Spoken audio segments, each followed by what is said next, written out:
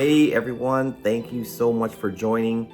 It is time for my wife and I, Jessica, to retire from the military after 26 years and hit the road. We're gonna do some full-time, and so I've got a lot of stuff to share with you today.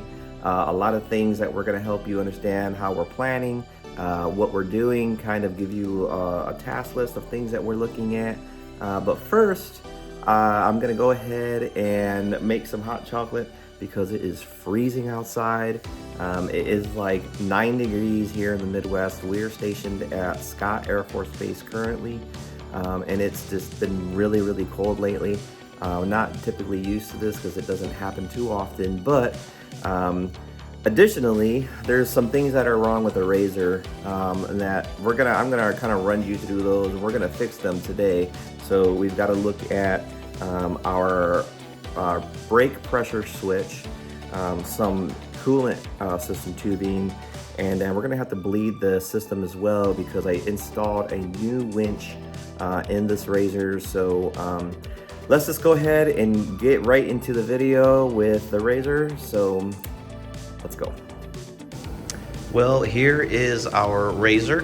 This is a Polaris razor for those of you who are new to this segment. This is a 4-seater. It's about 13 feet long, and we've done quite a bit of upgrades to it, but there's still a lot more to do. This thing is a 4-wheel drive. It's sitting on some 33 EFX tires with some MSA wheels. It does have the dynamic all-wheel suspension, and it just tons of bells and whistles in this thing. As you can see, it's got all of the screens, navigation. This thing's really nice to ride in. As you can see, the winch cable is all over the place on our passenger seat here. But what we've got to do today is over here in this area, on the driver's side, there is a pressure switch in there. Now you're not going to be able to see it, but it's right underneath the power steering fluid. Excuse me, that's the brake fluid, the brake fluid reservoir. So we're gonna have to check on that just to make sure that installation went well and it's not leaking. And then we're gonna have to come over here and just double check. It's so cold right now. I got the heater on, so excuse the noise. We're gonna have to double check these hoses that we've got in there for the cooling system.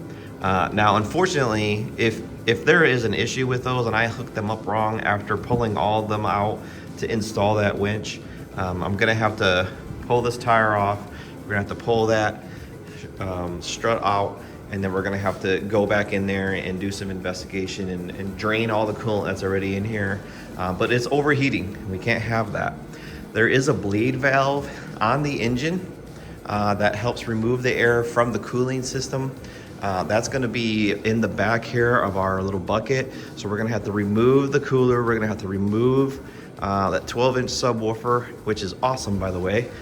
I installed that a long time ago too. That thing is amazing. It sounds great.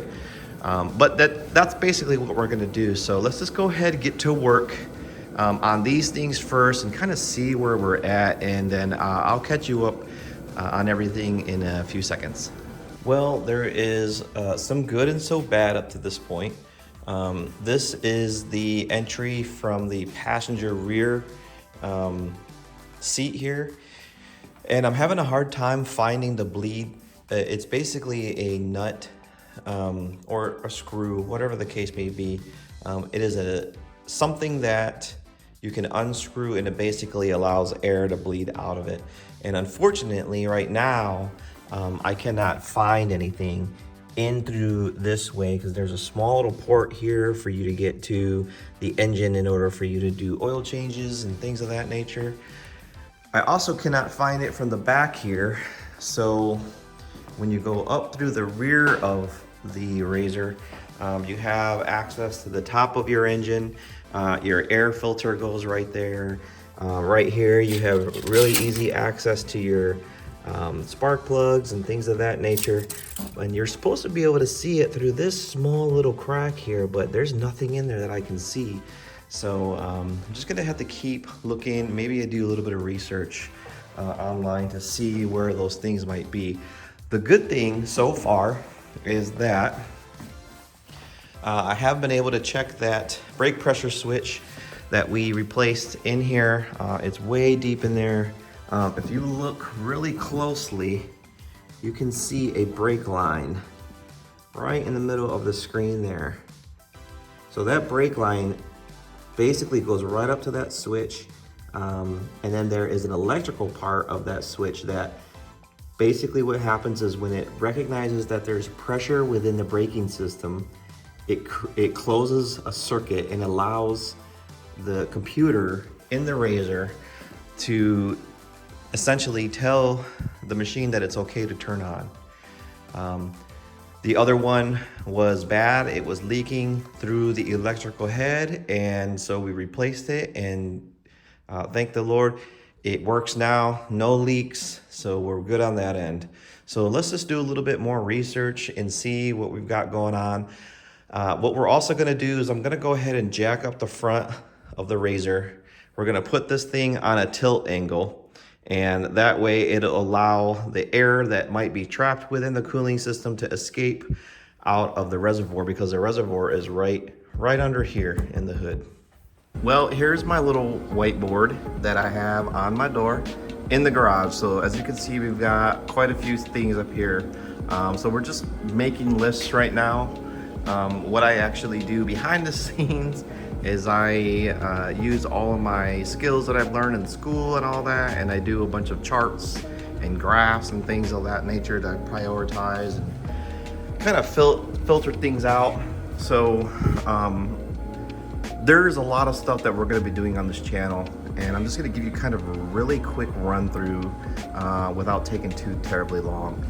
So we've got a lot of work to do with our Jeep because we are bringing our Grand Cherokee with us.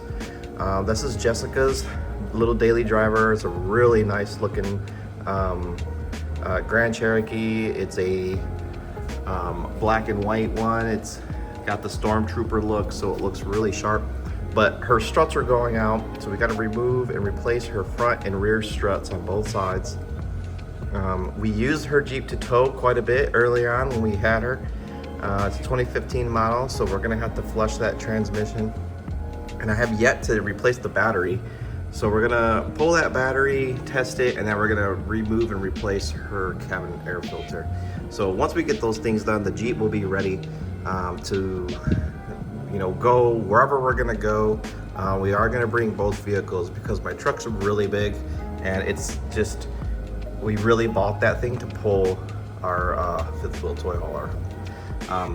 Moving over to the Razor really quick, these are some things that we're gonna actually tackle tonight. So I'm hoping to get them on film. We're gonna go ahead and adjust the springs. I think the Razor just looks a little bit too low when I look at it right here. I think we could raise it up a little bit, and everything costs something, right? So I know that it's going to possibly negatively affect our ride with the suspension. So I'm just gonna have to write everything down as far as how I'm tuning the springs. I do have a really good friend who has offered to provide me some springs. I'm not exactly sure if I'm gonna take him up on that offer yet, but we're gonna do the springs, and I'm gonna just open up the storage a little bit more. I went to Harbor Freight, one of my favorite places, and I got some goodies. I actually bought a couple things for my tools too, and I'll kind of run you through all that stuff. And then we're gonna go ahead and do a quick vector on our recovery items. So I've got a lot of recovery things, a lot of recovery straps and bolts and snatch blocks and all kinds of things. So I'm gonna go through all that and kind of show you what I bring with me out on the trail.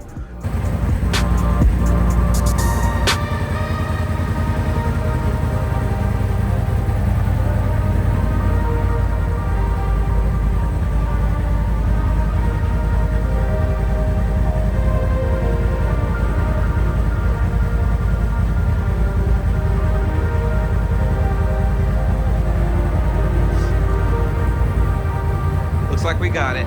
Found the bleed valve in the back there. It's right on top of the exhaust outlet from the block. So things are looking pretty good. Now we've got to get this baby out so that way I can tighten that winch rope. Yeah, that'll basically be it for this for now. Well, here she is. We got it done. Thank the good Lord.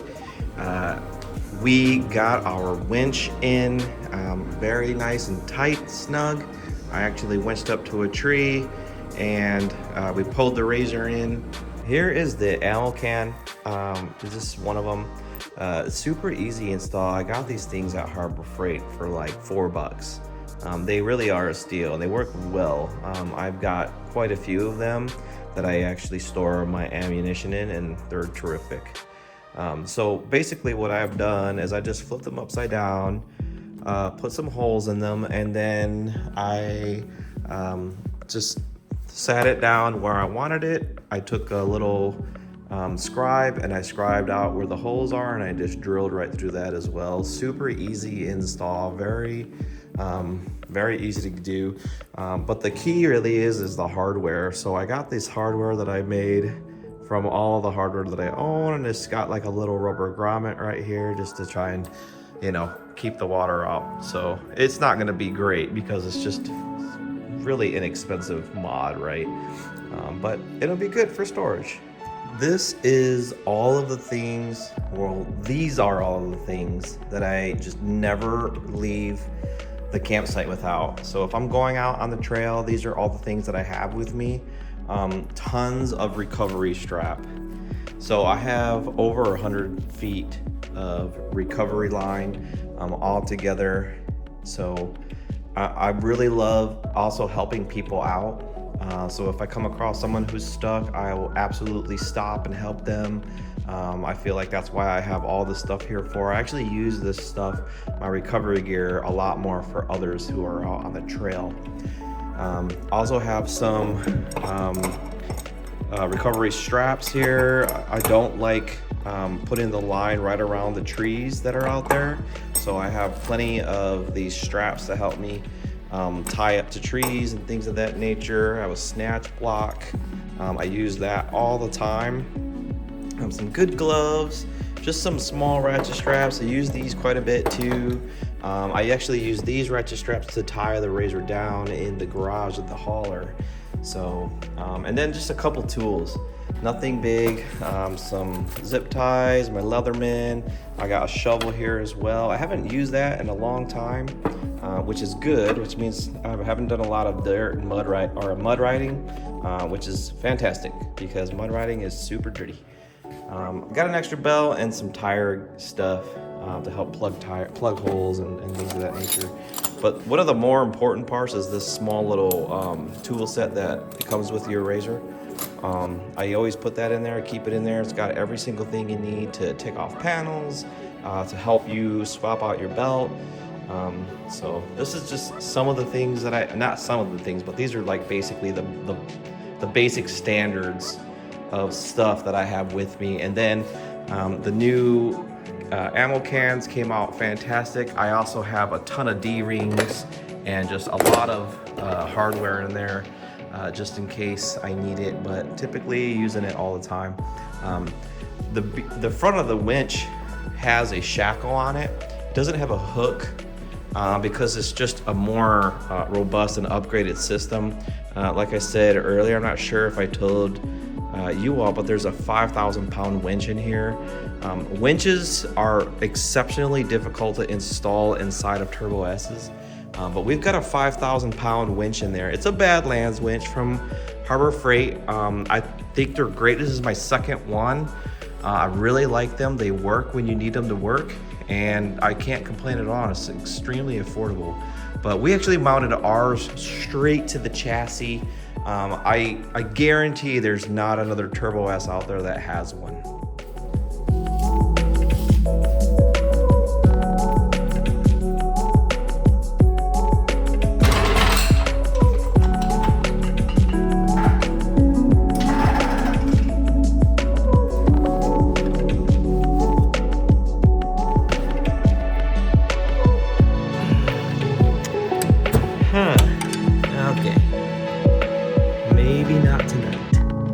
All right, folks, well, that's going to be it for us today. As far as the springs adjustment, I think I'm going to have to do a little bit more studying up to figure out how to do that properly. I just don't feel comfortable doing it right now. Shooting from the hip is not something I like to do, which brings me to the point at that we're not going to do a lot of destruction on this video, on this channel.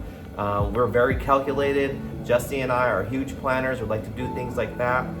So it's going to be a lot of good stuff, a lot of very well orchestrated things. But nonetheless, I really appreciate y'all hanging out with us today. We hope you come back, and I guess we'll see you next time.